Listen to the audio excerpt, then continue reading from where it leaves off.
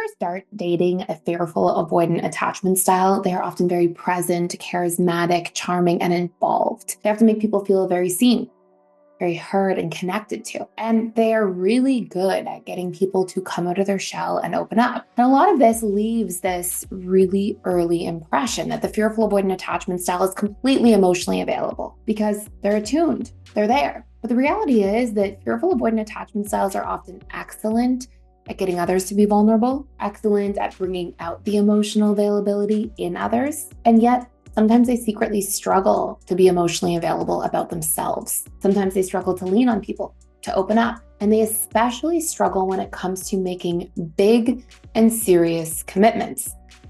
In fact, the small commitments like hanging out on the weekend, making plans, those things seem to come pretty naturally for a fearful avoidant. But it's those big things, the moving in together, the deciding to get engaged or married, deciding to have kids. All of these big commitments for a fearful, avoidant attachment style can actually be things that they become highly ambivalent around, very hot and cold, very confused about what they actually want to do.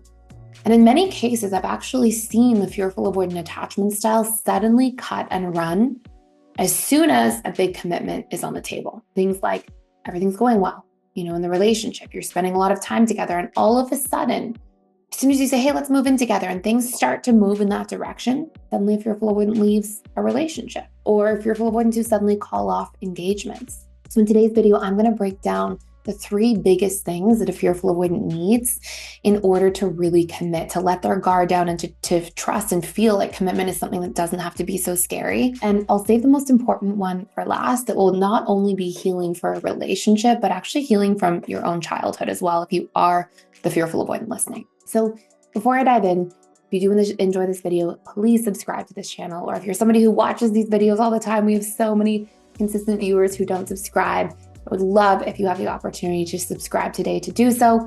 And if you have been somebody who's been on the other end of this situation where everything was going great and a fearful avoidance suddenly left, what did you notice from today's video on these patterns? Please share in the comments.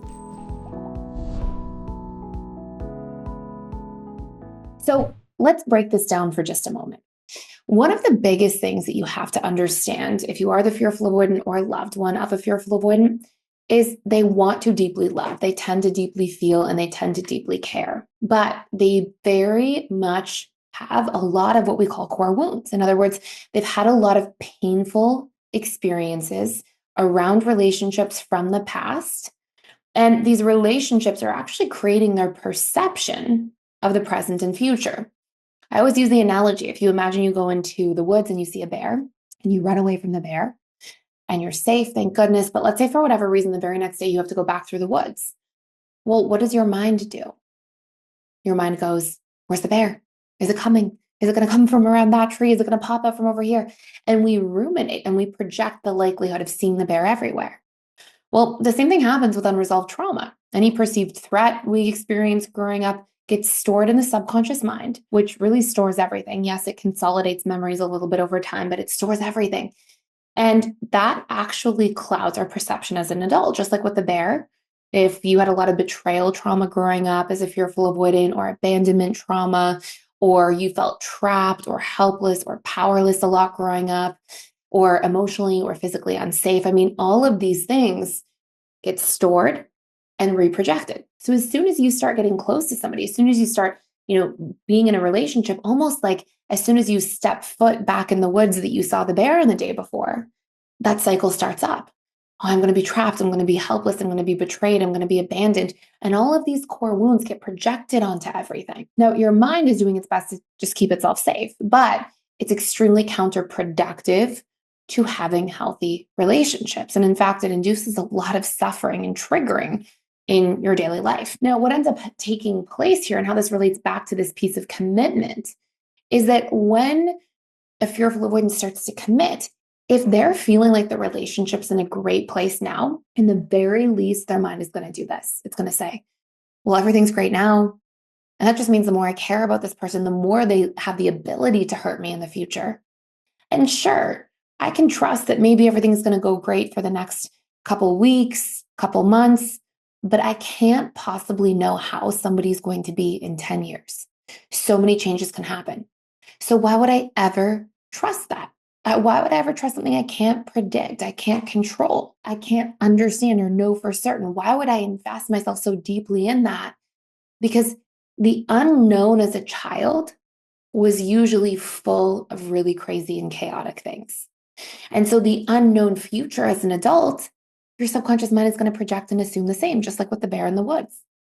And so what ends up happening is the more serious things get and the deeper the feelings are, the more there's this bittersweetness evoked for a lot of fearful avoidant attachment styles. It's almost like the sweet part of falling in love and feeling attached and feeling so connected, but the bitter part around, whoa, I'm starting to get scared. I'm starting to feel afraid. The more I feel, the more this person can hurt me.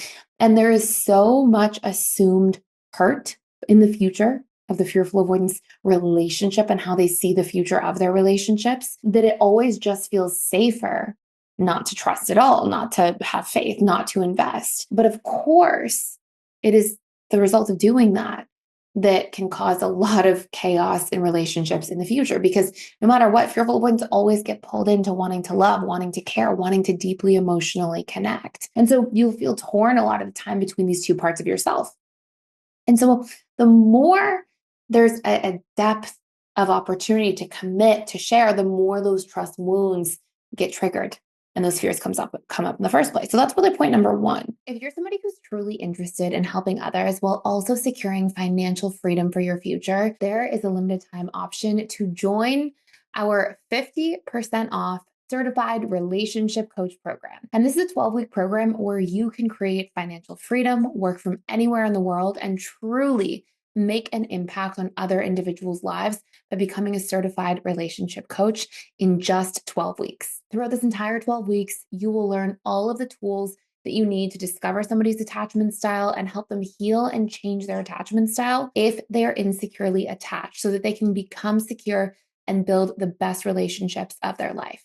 On top of that, you'll learn all about the subconscious mind and how to actually rewire our painful limiting beliefs, our painful behavioral patterns, and help your clients learn their relationship needs, as well as the needs of their loved ones. You'll also learn how to build a thriving coaching practice and set yourself up for long-term success. You'll learn all of the business tips and tools you need to build funnels, leverage marketing strategies, and really thrive in the marketplace. Even if you have absolutely no coaching experience, this certification will give you everything you need starting from scratch to become a thriving relationship coach. You can find more using the link down below. Number two, outside of our core wounds, fearful avoidants struggle a lot with enmeshment. They're so good, like we talked about at the beginning of this video, at getting other people to open up. They're so good at like drawing things out of other people, but they're not always necessarily doing the same. They're not always necessarily sharing back. Sure, they share some things, but they often don't share the things that they feel truly vulnerable about in their personal lives. And that will constantly act as this barrier between themselves and others. And so as a result, they often don't get their needs met in relationships.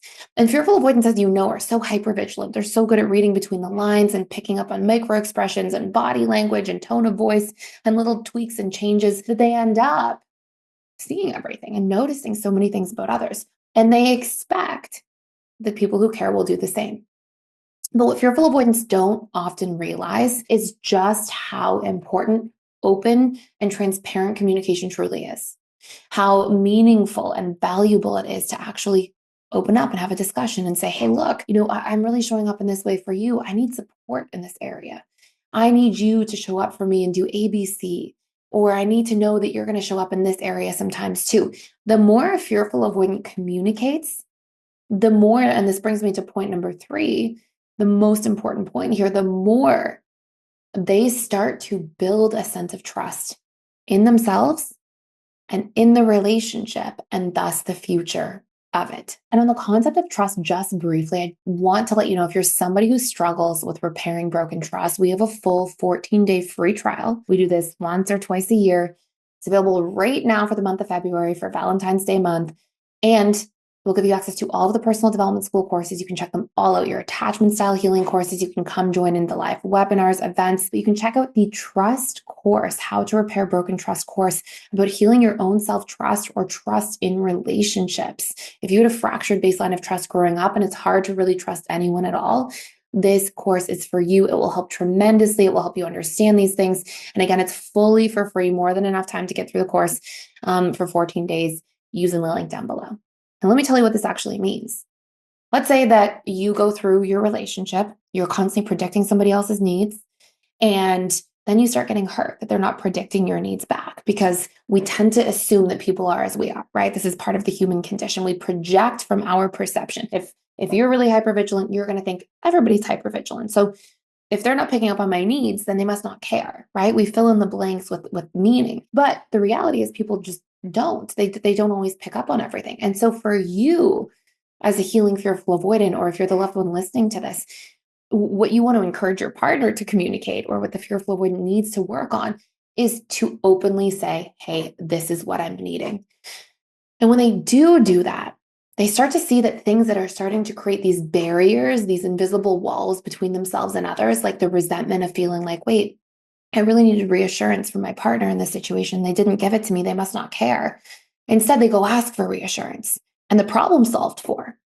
And by asking and having somebody actually show up and do that, give the need, meet the need, show up and give the reassurance, when they see that take place, it creates a sense of trust. So I can go to you and you're going to be there and you're going to show up and you're going to do what I need. And we're going to talk about these things together. And when trust is built that way in a relationship, then trust in the future begins to develop.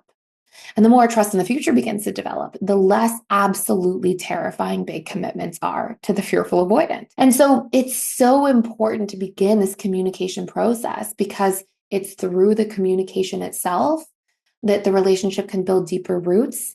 And it's through the fearful avoidant learning to actually give themselves the opportunity to repair the totally fractured baseline of trust from usually a childhood where there was no semblance of trust or consistency or transparency or understanding of the behaviors and the cycles going on around them. It's through that open dialogue that they not only get to trust in their relationship and their partner, but in a way, it very deeply heals them from the past, because all of a sudden they're getting to learn about what it means to trust somebody in a romantic or even friendship or close relationship context. And that will be so tremendously healing for any fearful avoidant listening or watching this, that you'll see tremendous benefits to your own life as well as to your relationship. And those fears of commitment will come down accordingly. So I hope this makes a lot of sense just in terms of these major points and some really big things to focus on.